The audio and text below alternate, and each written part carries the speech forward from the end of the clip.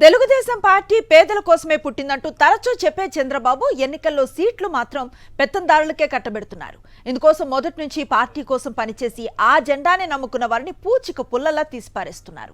ధనబలం ఉన్న వారికే ఎన్నికల్లో పోటీ చేసే అవకాశం ఇస్తామని, ఇందులో మరో ఆలోచనకే తావులేదని ఆయన కుండబద్దలు కొడుతున్నారు. అభ్యర్థులను ఎంపిక చేసేందుకు నిర్వహిస్తున్న సమావేశాల్లో ఆయన ఇదే విషయాన్ని స్పష్టం చేస్తున్నారు.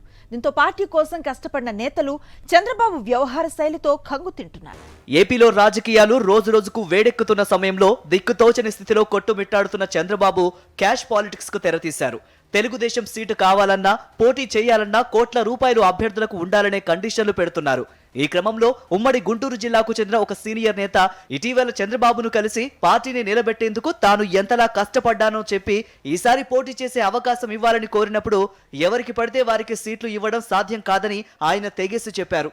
పోటీ చేసేవాళ్లు బయట వాళ్ళ, పార్టీ వాళ్ళ అనేది ముఖ్యం కాదని, డబ్బు ఖర్చు పెట్టగలిగే వాళ్లకే సీట్లు ఇస్తారని కుండబద్దలు కొట్టినట్టు చెబుతున్నారు. పార్టీ వ్యూహ రచన సమావేశాల్లోనూ చంద్రబాబు, ముఖ్య నేతలు ఇదే సూత్రాన్ని ప్రామాణికంగా తీసుకుంటున్నారు. అభ్యర్థుల అన్వేషణ, ఎంపికలోనూ దీన్నే పాటిస్తున్నారు. ఈ క్రమంలోనే తెలుగుదేశం పార్టీలో ఇప్పుడు చాలా చోట్ల కొత్త పెత్తందారుల ముఖాలే కనిపిస్తున్నాయి.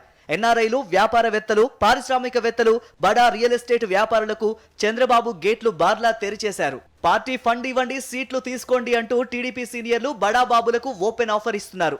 వలలో పడిన వారిని చంద్రబాబు వద్దకు తీసుకెళ్తున్నారు. ఇక విజయవాడ సిట్టింగ్ ఎంపీ కేశినేని ప్రస్తుతం డబ్బు ఖర్చు చేసే పరిస్థితి లేదని తెలియడంతో చంద్రబాబు ఆయన్ను అవమానకర రీతిలో పక్కన పెట్టేశారు. ఎంపీగా ఉన్న ఆయన్ను పార్టీ కార్యకలాపాలకు పిలవడం లేదు. చోటామోటా నేతలతో ఆయన్ను తిట్టిస్తున్నారు. పొమ్మనకుండా పొగబెట్టి పార్టీ నుంచి బయటకు వెళ్లే పరిస్థితి సృష్టించారు. నాని స్థానంలో ఆయన సోదరుడు కేశినేని చిన్నికి విజయవాడ ఎంపీ సీటు ఇస్తానని చంద్రబాబు ఇటీవల స్పష్టం చేశారు. 100 కోట్లకు పైగా డబ్బును ఖర్చు పెట్టేందుకు ఆయన సిద్ధపడటంతో చిన్నికి అవకాశం ఇచ్చారు. రియల్ ఎస్టేట్ లో బాగా డబ్బు సంపాదించి సొంత అన్నతోనే విభేదించిన చిన్ని చివరికి ఆయనకు వెన్నుపోటు పొడిచి సీటు తెచ్చుకున్నారనే ప్రచారం టీడీపీలోనే విస్తృతంగా జరుగుతోంది. గుంటూరు పశ్చిమ అసెంబ్లీ స్థానంలో పార్టీ కోసం ఇప్పటి వరకు పనిచేసిన నేతలను కాదని ఎన్ఆర్ఐ ఉయ్యూరు శ్రీనివాస్ను తెరపైకి తీసుకొచ్చారు. ఆయన చంద్రబాబు చేతుల మీదుగా ప్రజలకు పండుగ కానుకలు ఇస్తామని మభ్యపెట్టి తొక్కిసలాటలో 3 మృతికి కారణమయ్యారు. అలాగే గుంటూరు ఎంపీ స్థానం నుంచి భాష్యం విద్యా సంస్థల యజమాని రామకృష్ణను పోటీ చేయించే ప్రయత్నం చేస్తున్నారు. ఆయనతో పాటు మరికొందరు బడా బాబుల కోసం చంద్రబాబు గ్యాలం వేస్తున్నారు. కాకినాడ పార్లమెంటు స్థానం కోసం మొదటి నుంచి మాజీ ఎమ్మెల్యే జ్యోతుల నెహ్రూ తనయుడు, జెడ్పీ మాజీ చైర్మన్ నవీన్ కుమార్ ను కాదని వ్యాపారవేత్త సానా సతీష్ కు సీటు ఇవ్వాలని చూస్తున్నారు. తుని అసెంబ్లీ స్థానంలో ఏళ్ల తరబడి టీడీపీ జెండా మోసిన కృష్ణుణ్ణి నిర్దాక్షిణ్యంగా పక్కన పెట్టి యనమల రామకృష్ణుడు కుమార్తె దివ్యకు సీటు కట్టబెడుతున్నారు.